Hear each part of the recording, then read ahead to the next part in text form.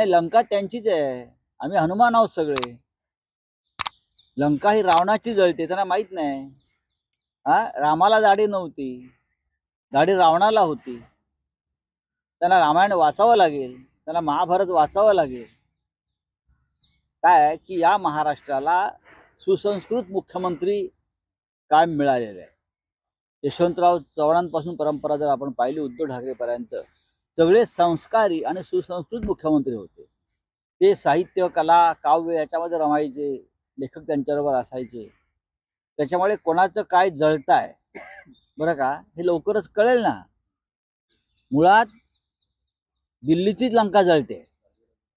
लोकसभा निवडणुकीमध्ये तुम्ही ज्या लंकेत गेलेला आहात ना, ती लंकाच आम्ही जाळतो आहोत. तर तुमचं काय होणार? हे दाढीबिडीच्या गोष्टी आम्हाला सांगू नका. बाळासाहेब चोरायला वस्तू आहे का?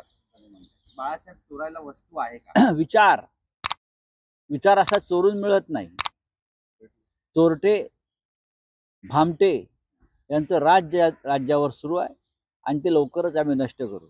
हे असे डायलॉग बाजी आम्हाला सांगू नका. आम्ही बाळासाहेब ठाकरेंच्या तालमीत तयार झालो. आम्हाला अधिक चांगले डायलॉग फेकता येतात. मुख्यमंत्री का बयान है कि मैं दाढ़ी पे हाथ फिराऊंगा तो पूरी लंका फिराओ ना दाढ़ी पे हाथ. तुम्हारी दाढ़ी जो है वो दिल्ली के हाथ में है. आपकी जो दाढ़ी है ना, हाँ, ये दिल्ली के हाथ में है. वो दिल्ली वाले आपकी दाढ़ी जब चाहे खींच लेते हैं और दिल्ली में बुला लेते हैं आप. और लंका की बात मत करिए. आपकी लंका है, आप रावण है सब लोग. आप रामायण पढ़ लीजिए. रावण की लंका जली थी और महाराष्ट्र में राम का वास्तव्य था. हाँ, पंचवटी में, महाराष्ट्र में.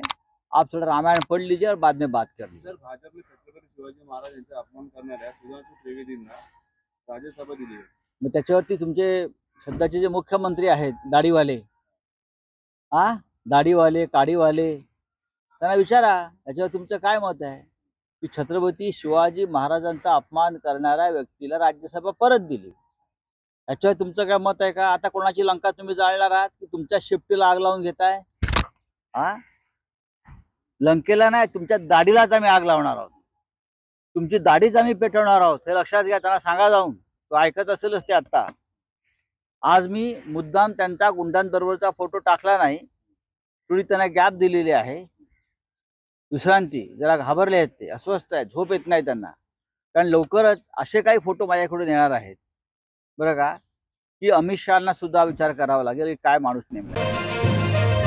अशाच नवनवीन बातम्यांसाठी टॉक इंडिया न्यूज चॅनलला लाईक, शेअर आणि सबस्क्राईब करा.